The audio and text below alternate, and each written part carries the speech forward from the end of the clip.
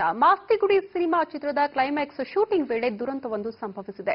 ಹೆಲಿಕಾಪ್ಟರ್ನಿಂದ ಕೆರೆಗೆ ಹಾರಿದ ಕಳನಟರಾದ ಅನಿಲ್ ಮತ್ತು ಉದಯ್ ದುರ್ಮರಣಕ್ಕೆ ಈಡಾಗಿದ್ದಾರೆ.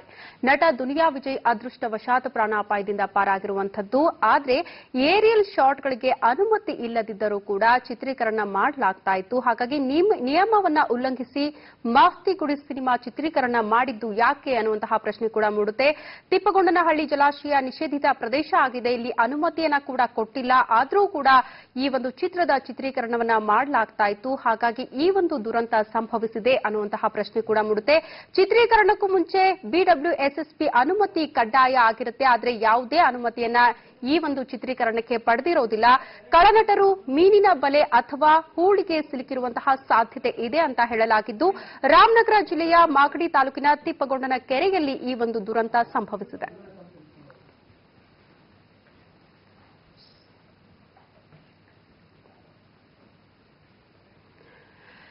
ಇವತ್ತು ಮಾಸ್ತಿಗುಡಿ ಚಿತ್ರದ ಚಿತ್ರೀಕರಣ ನಡೀತಾ ಇತ್ತು. ಅದು ಕೂಡ ಕ್ಲೈಮ್ಯಾಕ್ಸ್ ಶೂಟಿಂಗ್ ನಡೀತಾ ಇತ್ತು. ಈ ವೇಳೆ ಒಂದು ದುರಂತ ಸಂಭವಿಸಿರುವಂತದ್ದು. ಕಳನಟರಾದಂತಹ ಅನಿಲ್ ಹಾಗೇನೆ ಈಗಾಗಲೇ ಸಾವನ್ನಪ್ಪಿರುವಂತಹ ಸುದ್ದಿ ಬರ್ತಾ ಇರುವಂತದ್ದು. ಆದರೆ ಎಲ್ಲೊಂದು ಕಡೆ ಶೋಧ ಕಾರ್ಯ ಕೂಡ ನಡೀತಾ ಇದೆ. ಶವಗಳ ಪತ್ತೆಗಾಗಿ ಶೋಧ ಕಾರ್ಯಾಚರಣೆ ಕೂಡ ನಡೀತಾ ಇದೆ ಅಂತ ಹೇಳಲಾಗಿದೆ. ಆದರೆ ಏರಿಯಲ್ ಶಾಟ್ಗಳಿಗೆ ಅನುಮತಿ ಇಲ್ಲದಿದ್ರೂ ಕೂಡ ಚಿತ್ರೀಕರಣಕ್ಕೆ ಈ ಒಂದು ಚಿತ್ರತಂಡ ಮುಂದಾಗಿತ್ತು ಅಂತ ಕೂಡ ಹೇಳಲಾಗಿದ್ದು, ನಿಯಮ ಉಲ್ಲಂಘಿಸಿ ಮಾಸ್ತಿಗುಡಿ ಸಿನಿಮಾ ಚಿತ್ರೀಕರಣ ಮಾಡಲಾಗ್ತಾ ಇತ್ತು. ಯಾಕೆ ಅನುಮತಿ ಪಡೆದಿಲ್ಲ, ಅನುಮತಿ ಇಲ್ಲದಿದ್ರೂ ಯಾಕೆ ಹೋಗಿ ಶೂಟಿಂಗ್ ಅನ್ನ ಮಾಡಲಾಗ್ತಾ ಇತ್ತು ಅನ್ನುವಂತಹ ಪ್ರಶ್ನೆ ಕೂಡ ಇದೆ. ತಿಪ್ಪಗೊಂಡನಹಳ್ಳಿಯ ಜಲಾಶಯ ನಿಷೇಧಿತ ಪ್ರದೇಶ ಆಗಿದೆ. ಇಲ್ಲಿ ಯಾವುದೇ ರೀತಿಯ ಅನುಮತಿಯನ್ನ ಕೊಡೋದಿಲ್ಲ. ಆದ್ರೆ ಅನುಮತಿ ಪಡೆಯದೆ ಏಕಾಏಕಿ ಹೋಗಿ ಒಂದು ಕ್ಲೈಮ್ಯಾಕ್ಸ್ ಚಿತ್ರೀಕರಣವನ್ನ ಮಾಡಲಾಗ್ತಾ ಇತ್ತು ಅಂತ ಕೂಡ ಹೇಳಲಾಗಿದೆ. ಕಳನಟರು ಮೀನಿನ ಬಲೆ ಅಥವಾ ಹೂಳಿಗೆ ಸಿಲುಕಿರುವಂತಹ ಸಾಧ್ಯತೆ ಕೂಡ ಇದೆ ಅಂತ ಹೇಳಲಾಗಿದೆ.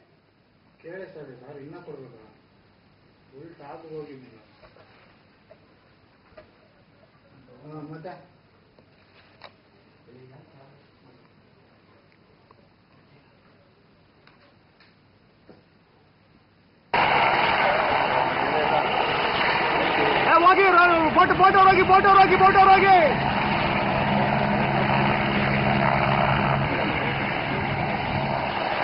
ಈ ಬಗ್ಗೆ ಹೆಚ್ಚಿನ ಡೀಟೇಲ್ಸ್ ಅನ್ನ ನೀಡ್ತಾರೆ ನಮ್ಮ ಪ್ರತಿನಿಧಿ ಅರುಣ್. ಈಗ ನ್ಯೂಸ್ ಡೆಸ್ಕ್ ನಿಂದ ನಮ್ಮ ಜೊತೆಗೆ ನೇರ ಸಂಪರ್ಕದಲ್ಲಿದ್ದಾರೆ. ಅರುಣ್, ಈಗ ಒಂದು ಪ್ರಶ್ನೆ ಮೂಡುತ್ತೆ. ಯಾಕಂದ್ರೆ ಯಾವುದೇ ಅನುಮತಿ ಪಡೆಯದೆ ಈ ಒಂದು ಚಿತ್ರತಂಡ ಹೋಗಿ ಹೇಗೆ ಚಿತ್ರೀಕರಣ ಮಾಡ್ತು ಅನ್ನುವಂತಹ ಪ್ರಶ್ನೆ. ಶ್ರುತಿ, ಪ್ರಮುಖವಾಗಿ ನಾವು ಗಮನಿಸಬೇಕಾಗಿರುವಂತಹ ವಿಷಯ ಅಂತಂದ್ರೆ, ತಿಪ್ಪಗೊಂಡನಹಳ್ಳಿ ಜಲಾಶಯ ಇದೆಯಲ್ಲ, ಇದು ಸುಮಾರು 100 ವರ್ಷಗಳಷ್ಟು ಹಳೆಯದಾದಂತಹ ಜಲಾಶಯ. ಮೈಸೂರು ಮಹಾರಾಜರ ಕಾಲದಲ್ಲಿ ನಿರ್ಮಾಣ ಆದಂತಹ ಜಲಾಶಯ. ಇದುವರೆಗೂ ಕೂಡ ಸದಾಕಾಲ ಕನಿಷ್ಠ 30 ಅಡಿ ನೀರು ನಿಂತಿರುತ್ತೆ ಆ ಜಾಗದಲ್ಲಿ. ಇದುವರೆಗೂ ಕೂಡ 100 ವರ್ಷಗಳಿಂದ ಇದುವರೆಗೂ ಒಮ್ಮೆಯೂ ಕೂಡ ಜಲಾಶಯದ ಹೂಳು ತೆಗೆದಿರುವಂತಹ ಉದಾಹರಣೆ ಇಲ್ಲವೇ ಇಲ್ಲ. ಜೊತೆಗೆ ಇಡೀ ಜಲಾಶಯ ಬೆಂಗಳೂರು ನೀರು ಸರಬರಾಜು ಮತ್ತು ಒಳಚರಂಡಿ ಮಂಡಳಿಯ ವ್ಯಾಪ್ತಿಗೆ ಬರುತ್ತೆ. ಇದು ನಿಷೇಧಿತ ವಲಯ ಅಂತ ಈಗಾಗಲೇ ಘೋಷಣೆ ಆಗಿದೆ. ಯಾವುದೇ ಒಬ್ಬ ವ್ಯಕ್ತಿ ಅನುಮತಿ ಇಲ್ಲದೆ ಜಲಾಶಯದ ಆವರಣದೊಳಗೆ ಪ್ರವೇಶ ಮಾಡೋ ಹಾಗೆ ಇಲ್ಲ, ಅದು ಕಡ್ಡಾಯ. ಯಾರು ಈಗಲೂ ಕೂಡ ಈ ಮಾಸ್ತಿಗುಡಿ ಚಿತ್ರತಂಡ ಕೂಡ ಈ ತಿಪ್ಪಗೊಂಡನಹಳ್ಳಿ ಜಲಾಶಯದ ಸುತ್ತಮುತ್ತ ಚಿತ್ರೀಕರಣ ಮಾಡೋದಕ್ಕೆ ಬಿಡಬ್ಲ್ಯೂಎಸ್ಎಸ್ಬಿ ಇಂದ ಅನುಮತಿಗೆ ಪತ್ರ ಬರೆದಿದ್ದಾರೆ. ನೀವು ನೋಡ್ತಾ ಇದ್ದೀರಿ, ಈ ಒಂದು ಅನುಮತಿ ಪತ್ರ ಬಿಡಬ್ಲ್ಯೂಎಸ್ಎಸ್ಬಿ ಅವರು ಕೊಟ್ಟಿದ್ದಾರೆ. ಆದ್ರೆ ಅವರು ಕೆಲವು ಷರತ್ತುಗಳನ್ನು ವಿಧಿಸಿರುವಂತದ್ದನ್ನು ನಾವು ಗಮನಿಸಬೇಕು. ಪ್ರಮುಖವಾದಂತಹ ಷರತ್ತುಗಳು ಅಂತಂದ್ರೆ ಏನು? ಆ ಬ್ಯಾಕ್ ವಾಟರ್ ಏನಿದೆ ಅಥವಾ ತಿಪ್ಪಗೊಂಡನಹಳ್ಳಿ ಜಲಾಶಯದ ಆವರಣದ ಸುತ್ತಮುತ್ತ ಮಾತ್ರ ಚಿತ್ರೀಕರಣ ನಡೆಸಬೇಕು, ನೀರಿನಲ್ಲಿ ಇಳಿಬೇಕು ಅಂತ ಹೇಳೇ ಇಲ್ಲ. ಮೊದಲನೆಯ ಷರತ್ತನ್ನ ಇಲ್ಲಿ ಚಿತ್ರೀಕರಣ ತಂಡ ಉಲ್ಲಂಘಿಸಿರುವಂತದ್ದು ನಮ್ಗೆ ಕಂಡು ಬರುತ್ತೆ. ನೀರಿನಲ್ಲಿ ಇಳಿಯಕ್ಕೆ ಅವ್ರಿಗೆ ಅನುಮತಿ ಕೊಟ್ಟವ್ರು ಯಾರು ಕೊಟ್ಟಿಲ್ಲ, ತಾವೇ ಹೊರಟೋಗ್ತಾರೆ. ಎರಡನೇದು, ನಿಷೇಧಿತ ಪ್ರದೇಶಗಳಲ್ಲಿ ಚಿತ್ರೀಕರಣ ನಡೆಸಬಾರದು ಹಾಗೂ ಈ ಅನುಮತಿಯು ಏರಿಯಲ್ ಶಾಟ್ಸ್ ಗಳಿಗೆ ಅನ್ವಯವಾಗುವುದಿಲ್ಲ. ನೀವು ಹೆಲಿಕಾಪ್ಟರ್ ಮೇಲ್ಗಡೆ ಹೋಗಿ ಏನ್ ಬೇಕಾದ್ರೂ ಶಾಟ್ ತಗೊಳ್ಳಿ, ಅದು ಅನ್ವಯಿಸಲ್ಲ. ಆದ್ರೆ ನೀವು ಆ ನಿಷೇಧಿತ ಪ್ರದೇಶ ಏನಿದೆ, ನೀರು ನಿಂತಿರುವಂತಹ ಜಾಗ ಏನಿದೆ, ಅಲ್ಲಿ ಚಿತ್ರೀಕರಣ ನಡೆಸಬಾರದು ಅಂತ ಸ್ಪಷ್ಟವಾಗಿ ಬಿಡಬ್ಲ್ಯೂಎಸ್ಎಸ್ಪಿ ಹೇಳಿದೆ. ಆದ್ರೂ ಕೂಡ ಚಿತ್ರೀಕರಣ ತಂಡ ಆ ನೀರು ನಿಂತಿರುವಂತ ನಾವೇನ್ ರಿಸರ್ವಾಯರ್ ಅಂತ ಹೇಳ್ತೀವಿ, ರಿಸರ್ವಾಯರ್ಗೆ ಹೋಗಿದ್ದಾರೆ. ಇಲ್ಲಿ ಮೊದಲನೇ ಉಲ್ಲಂಘನೆ ಆಗಿದೆ. ಎರಡನೇದು, ನಾನು ಹೇಳಿದಂತೆ ಸುಮಾರು 30 ಅಡಿಗಳಷ್ಟು ಹೂಳು ತುಂಬಿಕೊಂಡಿರುವಂತಹ ಜಾಗ, ಅಲ್ಲಿ ಸುಮಾರು 100 ವರ್ಷಗಳಿಂದಲೂ ಹಿಂದಿನಿಂದಲೂ ಕೂಡ ಮೀನು ಮರಿ ಸಾಕಾಣಿಕಾ ಕೇಂದ್ರಗಳಿದೆ. ಅಲ್ಲಿ ಯಥೇಚ್ಛವಾಗಿ ಮೀನು ಮರಿಗಳನ್ನ ಬೆಳೆಸ್ತಾರೆ. ಆ ಮೀನುಗಳನ್ನ ಹಿಡಿಯೋದಕ್ಕೆ ಪ್ರತಿ ದಿವಸ ಬಲೆಗಳನ್ನ ಹಾಕಿರ್ತಾರೆ. ಹಾಗಾಗಿ ಬಹುಶಃ ಈ ಇಬ್ರು ಕಲಾವಿದರು ಏನು ನೀರಿಗೆ ಜಿಗಿದ್ರು ಆ ಸಂದರ್ಭದಲ್ಲಿ ಮೀನು ಹಿಡಿಯೋದಕ್ಕೆ ಹಾಕಿದಂತಹ ಬಲೆಗಳು ಅವರಿಗೆ ಸುತ್ತಕೊಂಡಿರಬಹುದು. ಸುತ್ತಕೊಂಡಂತಹ ಬಲೆಗಳಿಂದಾಗಿ ಅವರು ಕೆಳಗಡೆ ಹೂಳಿನಲ್ಲಿ ಸಿಲುಕಿ ಮೃತಪಟ್ಟಿರುವಂತಹ ಸಾಧ್ಯತೆಗಳು ಜಾಸ್ತಿ ಇದೆ. ಇನ್ನು ಕೂಡ ಅವ್ರು ಮೃತಪಟ್ಟಿರೋ ಇಲ್ವೋ ಅದು ಕನ್ಫರ್ಮ್ ಆಗ್ಬೇಕಾಗಿದೆ. ಆದ್ರೂ ಕೂಡ ಚಿತ್ರೀಕರಣ ತಂಡದ ಅಚಾತುರ್ಯದಿಂದಾಗಿ ಅನುಮತಿ ಪಡೆದೇ ಇರುವಂತಹ ಪ್ರದೇಶಗಳಲ್ಲಿ ಮುಂಜಾಗ್ರತಾ ಯಾವುದೇ ಕ್ರಮಗಳನ್ನು ಕೈಗೊಳ್ಳದೆ ಅವರು ಚಿತ್ರೀಕರಣಕ್ಕೆ ಕೈಗೊಂಡಿದ್ದು ಈ ದುರಂತಕ್ಕೆ ಕಾರಣ ಆಗಿರುವಂತದ್ದು ಇಲ್ಲಿ ಸ್ಪಷ್ಟ ಆಗ್ತಾ ಇದೆ. ಹೀಗಾಗಿ BWSSP ಈಗ ಚಿತ್ರೀಕರಣ ತಂಡದ ಮೇಲೂ ಕೂಡ ಅವರು ಕ್ರಮ ಕೈಗೊಳ್ಳಬಹುದಾಗಿದೆ. ಪೊಲೀಸರು ಕೂಡ ಈಗ ಚಿತ್ರೀಕರಣ ತಂಡದ ನಿರ್ದೇಶಕರಿರ್ಬೋದು, ನಿರ್ಮಾಪಕರಿರ್ಬೋದು, ಅವ್ರ ಮೇಲೆಲ್ಲ ಕ್ರಿಮಿನಲ್ ಕೇಸ್ ಹಾಕೋದಕ್ಕೂ ಕೂಡ ಇದು ಕಾರಣ ಆಗುತ್ತೆ. ಈ ಒಂದು ಕಡೆ BWSSP ಅನುಮತಿ ಕೊಡದೇ ಇರುವಂತಹ ಜಾಗದಲ್ಲಿ ಚಿತ್ರೀಕರಣ ಮಾಡಿದರೆ ಇದು ಸ್ಪಷ್ಟ ಆಗಿದೆ.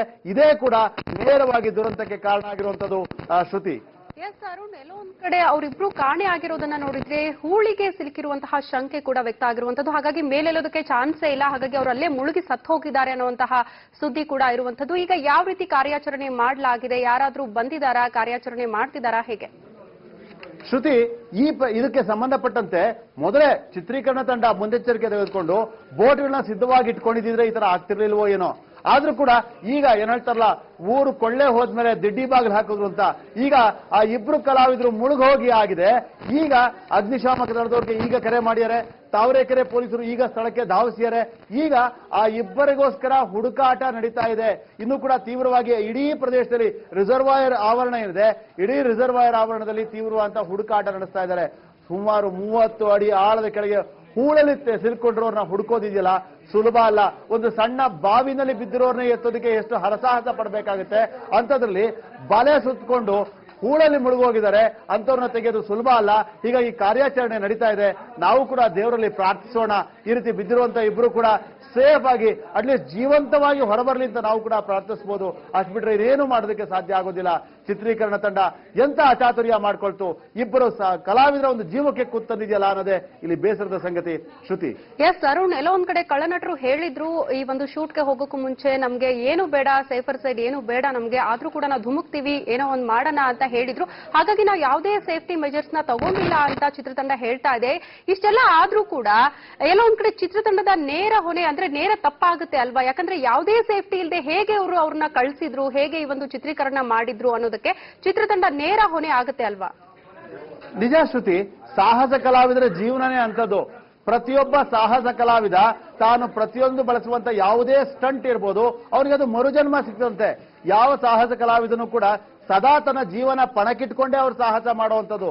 ಅವರೇನೋ ಹೇಳ್ತಾರೆ, ನಿಜ ನಮ್ಗೆ ಯಾವುದೇ ಏನೋ ಜೀವನವನ್ನ ಬದುಕುವಂತ ಯಾವುದೇ ಸಲಕರಣೆಗಳು ಬೇಡ ಅಂತ ಅವ್ರು ಹೇಳ್ತಾರೆ. ಅವರು ಸಾಹಸಕ್ಕೆ ತಮ್ಮ ಜೀವನ ಪಣ ಹೊಡ್ತಾರೆ. ಆದ್ರೆ ನಿರ್ದೇಶಕರು, ನಿರ್ಮಾಪಕರಿಗೆ ಏನಾಗಿತ್ತು? ಅವರು ಮುನ್ನೆಚ್ಚರಿಕೆ ತಗೋಬೇಕಾಗಿತ್ತಲ್ವಾ? ಅವ್ರು ಹೇಳಿದ್ರು, ಜಿಗಿದ್ರು. ಅವರು ಜಿಗಿಯುವಂತ ತಕ್ಷಣವೇ ಅವ್ರನ್ನ ರೆಸ್ಕ್ಯೂ ಮಾಡೋದಕ್ಕೆ ಬೋಟ್ಗಳನ್ನ ಸುತ್ತ ಸನ್ನದ್ಧವಾಗಿ ಇಟ್ಕೋಬೇಕಾಗಿತ್ತಲ್ವಾ? ಅಥವಾ ತಕ್ಷಣ ಅವ್ರು ತೇಲುವಂತ ಯಾವುದೊಂದು ವ್ಯವಸ್ಥೆ ಮಾಡಬೇಕಾಗಿತ್ತಲ್ವಾ? ಅಥವಾ ಆ ಒಂದು ಸಾಹಸ ಚಿತ್ರೀಕರಣ ಅಲ್ಲಿ ಮಾಡೋದಕ್ಕಿಂತ ಮುಂಚೆನೆ ಅಲ್ಲಿ ಹೂಳಿದ್ಯಾ, ಮೀನಿನ ಬಲೆ ಹರಡಲಾಗಿದ್ಯಾ, ಎಷ್ಟು ಅಡಿಯಿಂದ ಅವ್ರು ಧುಮುಕಬೇಕು, ಇವನ್ನೆಲ್ಲ ಮುನ್ನೆಚ್ಚರಿಕೆ ತೆಗೆದುಕೊಂಡು ಮುಂಚೆನೆ ಹೋಗಿ ಪರಿಶೀಲನೆ ಮಾಡಿದ್ರೆ ಕ್ರಮಗಳನ್ನು ತೆಗೆದುಕೊಂಡಿದ್ರ ಅಂದ್ರೆ ಚಿತ್ರೀಕರಣ ತಂಡ ಯಾವ ಕೆಲಸವನ್ನೂ ಮಾಡಿಲ್ಲ. ಹೀಗಾಗಿ ಇಲ್ಲಿ ನೇರವಾಗಿ ಇಬ್ಬರು ಸಾಹಸ ಕಲಾವಿದರ ಜೀವಕ್ಕೆ ಎರವಾದ ಈ ಕೃತ್ಯಕ್ಕೆ ನೇರವಾಗಿ ಚಿತ್ರೀಕರಣ ತಂಡ, ಚಿತ್ರದ ನಿರ್ಮಾಪಕರು, ನಿರ್ದೇಶಕರೇ ನೇರವಾಗಿ ಹೊಣೆ ಆಗ್ತಾರೆ. ಶ್ರುತಿ, ಎಸ್ ಅರುಣ್, ಇಂತಹ ರಿಸ್ಕಿ ಶಾಟ್ಸ್ ನ ತೆಗೆಯುವಾಗ ಪ್ರತಿಯೊಂದು ಚಿತ್ರತಂಡದ ಒಂದು ಜವಾಬ್ದಾರಿ ಆಗಿರುತ್ತೆ. ಏನಂದ್ರೆ ಒಂಥರ ಡೆಮೋ ಮಾಡಿ ಆಮೇಲೆ ಈ ರೀತಿಯಾಗಿ ನೈಜವಾಗಿ ಈ ಒಂದು ಚಿತ್ರೀಕರಣಕ್ಕೆ ಮುಂದಾಗಬೇಕಾಗುತ್ತೆ. ಈ ಒಂದು ಚಿಕ್ಕದಾದಂತಹ ಕಾಮನ್ ಸೆನ್ಸ್ ಕೂಡ ಚಿತ್ರತಂಡಕ್ಕೆ ಇಲ್ಲವಾಗಿ ಹೋಯ್ತಾ ಅಂತ? ಶ್ರುತಿ, ಡೆಮೋ ಮಾತ್ರ ಮಾಡೋದಲ್ಲ, ಮೊದಲೇ ಹೋಗಿ ಸ್ಥಳ ಪರಿಶೀಲನೆ ಮಾಡಬೇಕು. ಈಗ ತಂತ್ರಜ್ಞಾನ ಸಾಕಷ್ಟು ಮುಂದುವರೆದಿದೆ. ಇಂತಹ ಕಾಲದಲ್ಲಿರಲಿ, ಹಿಂದೆ ತಂತ್ರಜ್ಞಾನವೇ ಇಲ್ಲದೇ ಇರುವಂತಹ ಸಂದರ್ಭದಲ್ಲೂ ಕೂಡ ಚಿತ್ರದ ನಿರ್ದೇಶಕರು, ನಿರ್ಮಾಪಕರು ಒಂದು ದಿನ ಮೊದಲೇ ಹೋಗಿ ಸ್ಥಳ ಪರಿಶೀಲನೆ ಮಾಡ್ಕೊಂಡ್ಬಂದು ಚಿತ್ರೀಕರಣಕ್ಕೆ ಇದು ಸೂಕ್ತವಾಗಿದೆಯಾ, ಇಲ್ಲಿ ಸಾಹಸ ಒಂದು ಚಿತ್ರೀಕರಣವನ್ನ, ಸಾಹಸ ಚಿತ್ರಗಳನ್ನ, ದೃಶ್ಯಗಳನ್ನ ಚಿತ್ರೀಕರಣ ಮಾಡಬಹುದಾ ಅಂತೇಳಿ ಪರಿಶೀಲನೆ ಮಾಡ್ಕೊಂಡ್ ಬರ್ತಾ ಇದ್ರು. ನಂತರ ಸೂಕ್ತ ಮುನ್ನೆಚ್ಚರಿಕೆ ಕ್ರಮಗಳನ್ನು ತೆಗೆದುಕೊಳ್ತಾ ಇದ್ರು. ಅದಾದ ಮೇಲೆ ನೀವು ಹೇಳಿದಂತೆ ಮೊದಲು ಒಂದು ಡೆಮೋ ಪೀಸ್ ನ ಮೇಲಿಂದ ತಳ್ಳಿ ಅದನ್ನ ಚಿತ್ರೀಕರಣ ಮಾಡಿ ಅದು ಎಷ್ಟು ಮಟ್ಟಿಗೆ ಸಕ್ಸಸ್ ಆಗುತ್ತೆ ಅಂತ ನೋಡಿಕೊಂಡು ನಂತರ ಸಾಹಸ ಕಲಾವಿದರನ್ನ ಅಲ್ಲಿ ಇಳಿಸುವಂತ ಒಂದು ಪ್ರಯತ್ನವನ್ನ ಮಾಡ್ತಾ ಇದ್ರು. ಆದ್ರೆ ಈಗ ಈ ಒಂದು ಚಿತ್ರೀಕರಣ ತಂಡ ಅದು ಯಾವ ಕೆಲಸವನ್ನೂ ಮಾಡಿಲ್ಲ. ಯಾಕಂದ್ರೆ ಇವರಿಗೆ BWSSP ಅನುಮತಿ ಕೊಟ್ಟಿರೋದು ಕೇವಲ ಒಂದೇ ದಿನಕ್ಕೆ ಚಿತ್ರೀಕರಣಕ್ಕೆ ಮಾತ್ರ. ಹೀಗಾಗಿ ಒಂದೇ ದಿನದಲ್ಲಿ ತರಾತುರಿಯಲ್ಲಿ ಎಲ್ಲಾ ಶಾಟ್ಸ್ ಗಳನ್ನ ಮುಗಿಸ್ಕೊಂಡ್ಬಿಡ್ಬೇಕು, ಕ್ಲೈಮ್ಯಾಕ್ಸ್ ಇನ್ನ ಮುಗಿಸ್ಬಿಡ್ಬೇಕು ಅನ್ನೋ ತರಾತುರಿಯಲ್ಲಿ ಇವರು ಇಲ್ಲಿ ಚಿತ್ರೀಕರಣಕ್ಕೆ ಹೋಗಿದ್ದಾರೆ. ಹೀಗಾಗನೇ ಈ ಅಚಾತುರ್ಯ ಆಗಿರುವಂತದ್ದು. ಶ್ರುತಿ, ಎಸ್ ಅರುಣ್, ನೀವು ಹೇಳ್ತಾ ಇದ್ದೀರಾ ತುಂಬಾ ತರಾತುರಿಲಿ ಹೇಗೋ ಒಂದು ಕ್ಲೈಮ್ಯಾಕ್ಸ್ ನ ಮುಗಿಸ್ಬಿಟ್ರಾಯ್ತು ಅಂತ ಶೂಟಿಂಗಿಗೆ ಮುಂದಾಗಿದೆ ಚಿತ್ರತಂಡ ಅಂತ. ಆದ್ರೆ ಎಷ್ಟೋ ಕಷ್ಟಪಟ್ಟು ಬೆಳೆದಿರ್ತಾರೆ ನಟರು, ಒಂದ್ ಚಾನ್ಸ್ಗೋಸ್ಕರ ಹರಸಾಹಸ ಪಟ್ಟಿರ್ತಾರೆ. ಇಷ್ಟೆಲ್ಲ ಮುಗ್ಧ ಜೀವಗಳು ಬಲಿ ಆಗುತ್ತಲ್ಲ, ಯಾರ್ ಹೊಣೆ ಅಂತ ಇದಕ್ಕೆ? ಖಂಡಿತವಾಗಿ ಶ್ರುತಿ, ಇದನ್ನ ಎಲ್ಲರೂ ಯೋಚನೆ ಮಾಡಬೇಕಾಗುತ್ತೆ. ನೀವು ನಾನು ಅವಾಗಲೇ ಹೇಳ್ತಾ ಇದ್ದೆ, ತಂತ್ರಜ್ಞಾನವನ್ನು ಸಾಕಷ್ಟು ಮುಂದುವರೆದಿದೆ. ನೀವು ಅಂತಹ ಸಾಹಸ ದೃಶ್ಯಗಳನ್ನ ಚಿತ್ರೀಕರಣ ಮಾಡಬೇಕಾದ್ರೆ ಅಲ್ಲೋಗಿ ತಿಪ್ಕೊಂಡಳ್ಳಿ ರಿಸರ್ವಾಯರ್ಗೆ ಧುಮುಕ್ಬೇಕು ಅಂತ ಏನಿಲ್ಲ. ಇತ್ತೀಚೆಗೆ ಹಲವಾರು ತೆಲುಗು ಚಿತ್ರಗಳು ಬಂದು, ಬಾಹುಬಲಿ ಅನ್ನುವಂತ ಚಿತ್ರ ಬಂತು, ಅಲ್ಲಿ ಕೈಗೊಂಡಂತಹ ಸಾಹಸ ಚಿತ್ರಗಳು ಗ್ರೀನ್ ಮ್ಯಾಟ್ ಹಾಕೊಂಡು ಶೂಟ್ ಮಾಡ್ತಾರೆ, ಗ್ರಾಫಿಕ್ಸ್ ತಂತ್ರಜ್ಞಾನವನ್ನು ಬಳಸ್ತಾರೆ. ಅದನ್ನ ಬಳಸಿಯೂ ಕೂಡ ನೀವು ಸಾಹಸಗಳನ್ನ ಮಾಡಬಹುದಲ್ವಾ? ಯಾಕೆ ತಿಪ್ಕೊಂಡಳ್ಳಿ ರಿಸರ್ವಾಯರ್ಗೆ ಹೋಗಿ ಧುಮುಕುವಂತ ಇನ್ನು ಹಳೆ ಏನೋ ಓಬಿರಾಯನ ಕಾಲದ ಒಂದು ತಂತ್ರಜ್ಞಾನವನ್ನ ನೀವು ಇವತ್ತು ಅಳವಡಿಸ್ತಾ ಇದ್ದೀರಾ ಅಂತಂದ್ರೆ ಇನ್ನು ಎಷ್ಟು ಜನ ಸಾಹಸ ಕಲಾವಿದರನ್ನ, ಎಷ್ಟು ಜನ ಚಿತ್ರನಟರನ್ನ ನೀವು ಬಲಿ ತಗೋಬೇಕು? ಇದನ್ನ ನೀವು ಯೋಚನೆ ಮಾಡಬೇಕಾಗುತ್ತೆ. ಚಿತ್ರರಂಗ ಕೂಡ ಇದ್ರ ಬಗ್ಗೆ ಗಮನ ಹರಿಸಬೇಕಾಗುತ್ತೆ. ಶ್ರುತಿ, ಎಸ್ ಅರುಣ್, ಧನ್ಯವಾದಗಳು ತಮ್ಮೆಲ್ಲ ಮಾಹಿತಿಗಾಗಿ.